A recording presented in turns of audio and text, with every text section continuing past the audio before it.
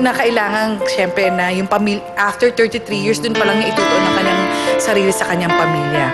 So sana maintindihan nyo, bilang isang kasambahay, unang-una, huwag niyong iisipin na maliit na trabaho yan.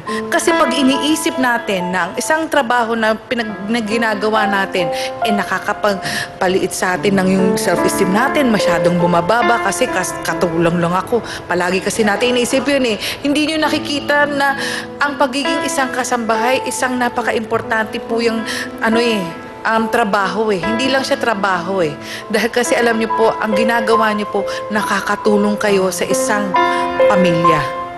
So ito po, dapat magpasalamat po kayo dahil kasi ito ay isang oportunidad na binibigay na ating Panginoon na siguro dapat humingi kayo ng tawad para mapabago ang imahe nyo na kayo ay gumawa ng hindi maganda. So sana maging maayos din tayo, Aling Inday, sa ating mga pananalita. Kasi kumisan, nakakasakit na tayo. Sa atin, wala.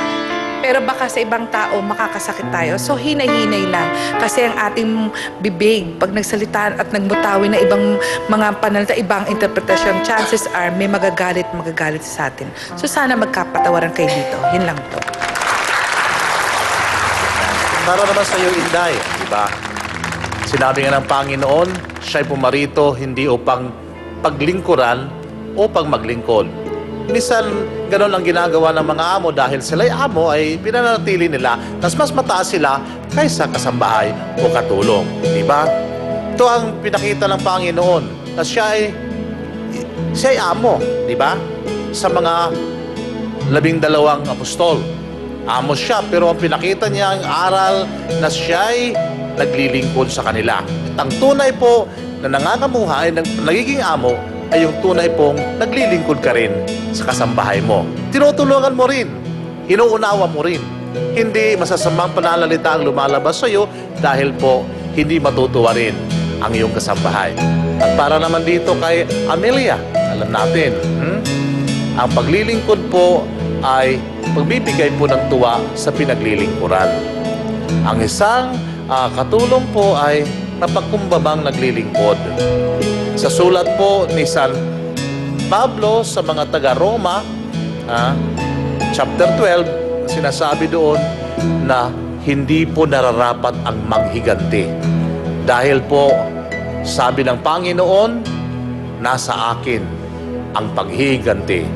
Vengeance is mine. So, ibig sabihin, bahala ng Panginoon. Pinaubayan mo ng lahat sa Panginoon ang ginagawa ng iyong amo.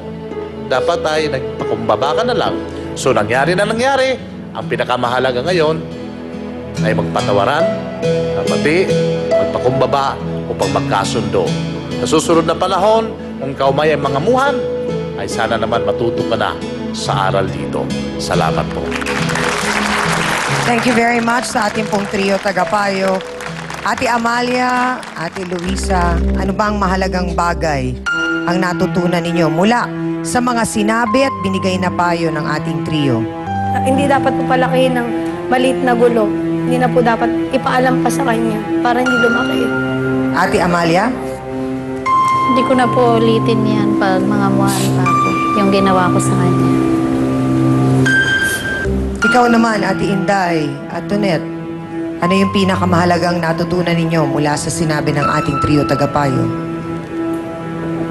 Iiwasan ko na po yung pagsalita ko ng masakit sa damdamin ng kapwa ko. Yun lang po siguro yung bugso ng galit ko, minsan pagod ako. Pasensya na lang. So, kaya mo bang humingi ng tawad, Ate Amalia? O kaya mo bang patawarin naman, Ate Inday, si Amalia? Wala naman na po ako magagawa. Nandun na po yan. Nakainom na po ako ng kaping may dura. Diyos na may ihi. Ano pa nga po ba ang gagawin ko? Patawarin ko na lang po siya. Tao lang naman din po ako eh. Hindi naman din ako perfecto. Sa amin po mahalaga na yun pong pinupunto ng ating trio tagapayo, yun po ang maibaon ninyo sa inyo pong mga buhay. Dahil po sa katagal-tagalan, Aling Amalia, kayo po ang makikinabang doon.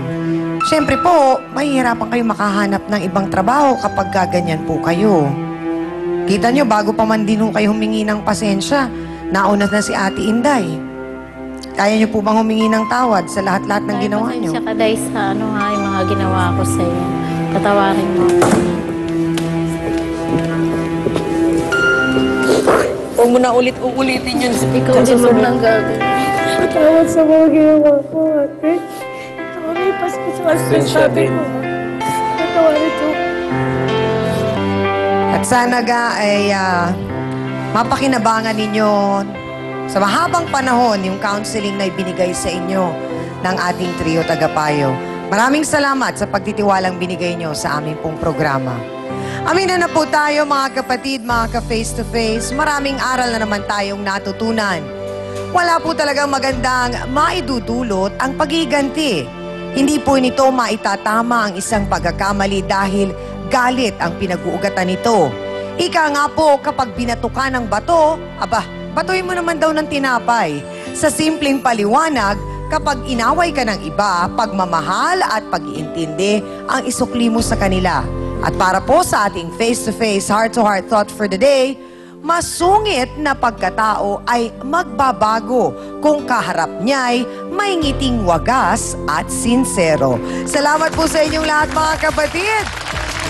Talagang sobra-sobra po ang pagsuporta niyo sa amin. Thank you so much din sa aking co-host na si Hans Mortel. Sa Dance Squad. Ganon din kay B1 at B2.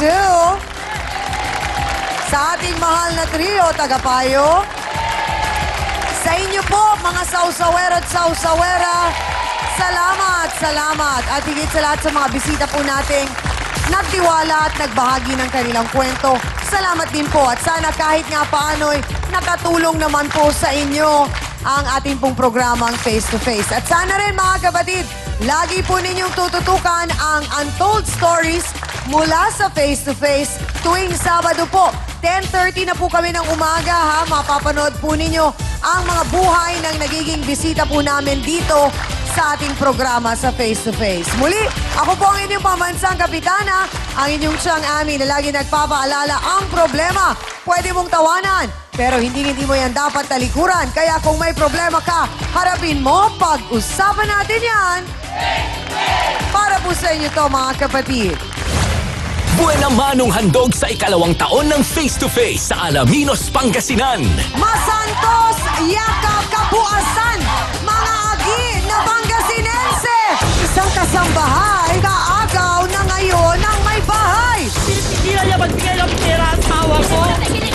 May naging anak kayo ni Sir. Pag wala si Ma'am, si Sir, busy kay Inday. Pagka wala si Mrs., pwedeng lutuin ni Inday si Sir. Huwag mo akong sisihin. Ikaw din ang may kagawa niyan. Hindi ko po kasi matanggap na ginawa yun ng tatay ko eh. Si kasambahay o ang may bahay? Kayo ay nagmamaneho ng bangka. 2 pasahero lang ang pwede niyong isakay. Sino po ang 2 yon? Si Joy po ba? Si Belen? Si Helen? O ang anak niyo ni Helen? 1 barangay, 1 region, and 1 island at a time sa 2nd anniversary ng Face to Face. Ngayong Lunes, 10:30 a.m. Dito lang sa TV5. Pakiready ang bangka!